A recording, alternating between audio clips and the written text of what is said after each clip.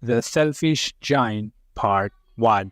Will the laughter of children melt the giant's cold heart and bring spring back to his garden? How will it happen? Every afternoon, as they were coming from school, the children used to go and play in the giant's garden. It was a large, lovely garden with soft green grass. Here and there, over the grass, stood beautiful flowers like stars, and there were 12 peach trees that in the springtime broke out into the delicate blossoms of pink and pearl, and in the autumn bore rich fruit. The birds sat on the trees and sang so sweetly that the children used to stop their games in order to listen to them. "How happy we are here," they cried to each other. One day the giant had come back. He had been to visit his friend, the Cornish ogre, and had stayed with him for 7 years. After the 7 years were over, he had said all that he had to say, for his conversation was limited, and he determined to return to his own castle. When he arrived, he saw the children playing in the garden. "What are you doing here?" he cried in a very gruff voice, and the children ran away. "My own garden is my own garden," said the giant. "Anyone can understand that, and I will allow nobody to play in it but myself."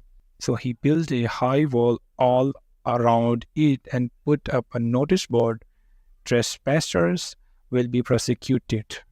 He was a very selfish giant. The poor children had now nowhere to play.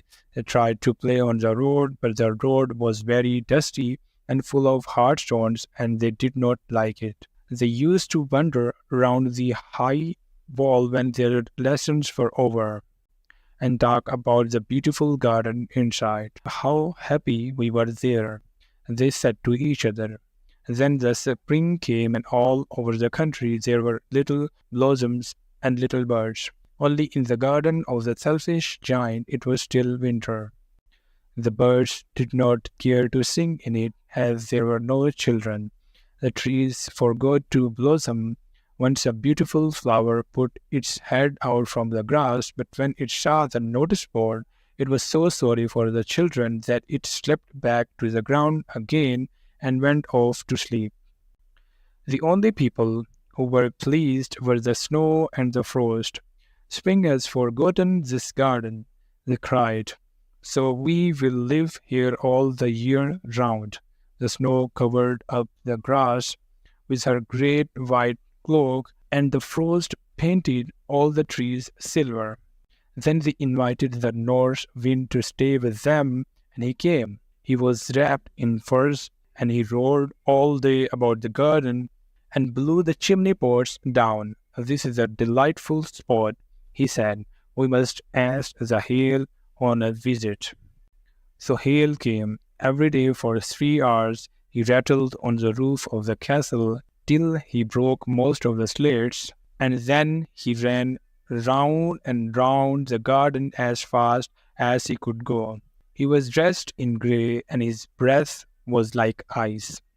"I cannot understand why the spring is so late in coming," said the selfish giant as he sat at the window and looked out at his cold white garden. "I hope there will be a change in the weather," but the spring never came, nor the summer. The autumn gave golden fruit to every garden, but the giant's garden she gave none. "He's too selfish," she said. So it was always winter there, and the north wind and the hail and the frost and the snow danced about through the trees. One morning the giant was lying awake in bed when he heard some lovely music. It sounded so sweet to his ears that he thought it must be the king's musician passing by. It was really only a little linnet singing outside his window, but it was so long since he had heard a bird sing in his garden that it seemed to him to be the most beautiful music in the world.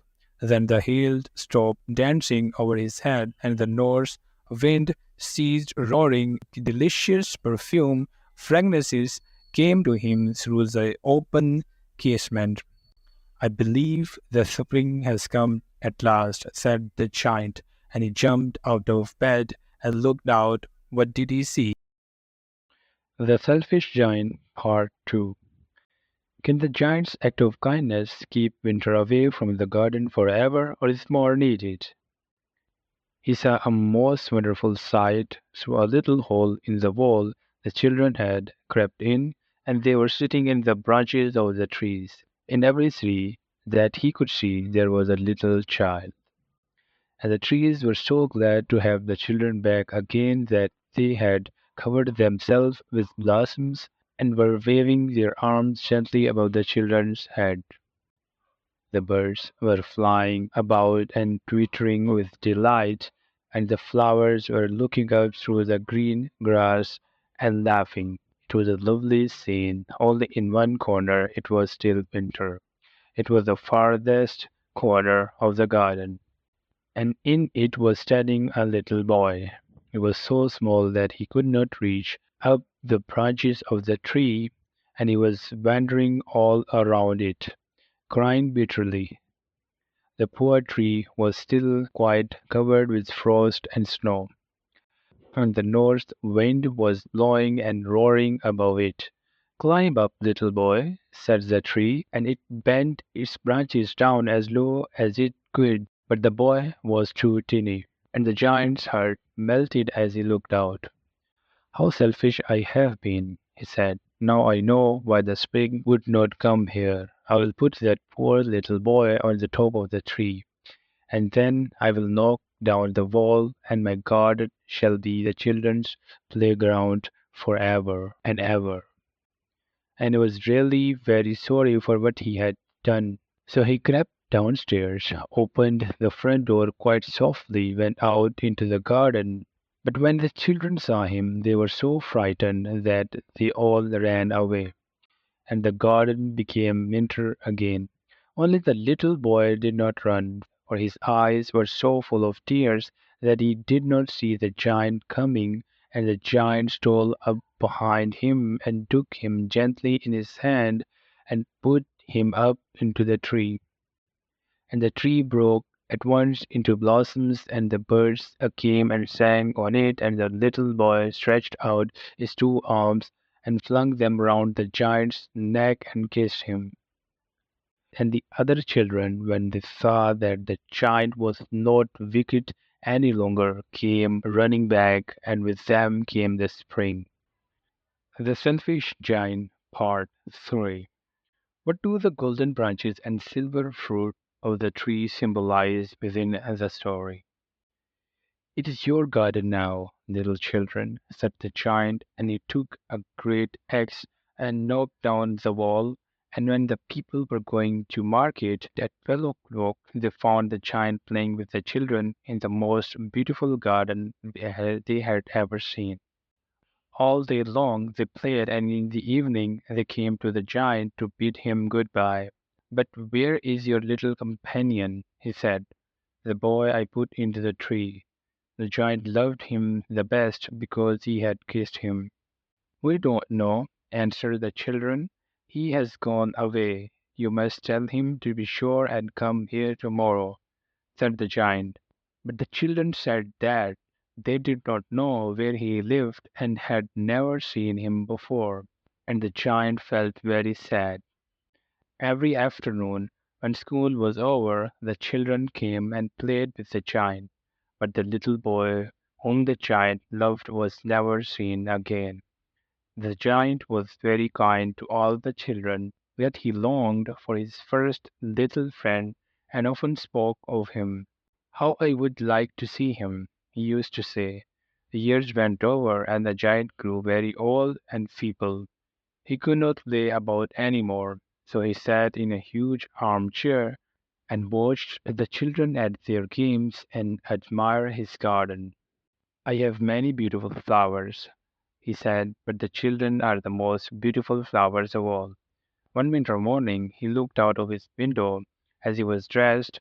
He did not hate the winter now, for he knew that it was merely a spring asleep and that the flowers were resting. Suddenly he rubbed his eyes in wonder, and looked and looked. It certainly was a marvelous sight. In the farthest corner of the garden was a tree quite covered with lovely white blossoms. Its branches were all golden and silver, and fruit hung down from them. Underneath it stood the little boy he had loved. Downstairs ran the giant in great joy, and out into the garden. He hastened across the grass and came near to the children. And when he came quite close, his face grew red with anger, and said, "Who thee hath dared to wound thee?" For on the palms of the children's hands were the prints of 2 nails, and the prints of 2 nails were on the left feet. "Who hath dared to wound thee?" cried the giant. "Tell me, that I may take my big sword and slay him." "Nay," answered the child, "but these are the wounds of love."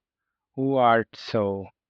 just said the giant, and a strange awe fell on him, and he knelt before the little child, and the child smiled on the giant, and said to him, "You let me play once in your garden. Today you shall come with me to my garden, which is paradise." And when the children ran in that afternoon, they found the giant laying dead under the tree, all covered with white blossoms. The end.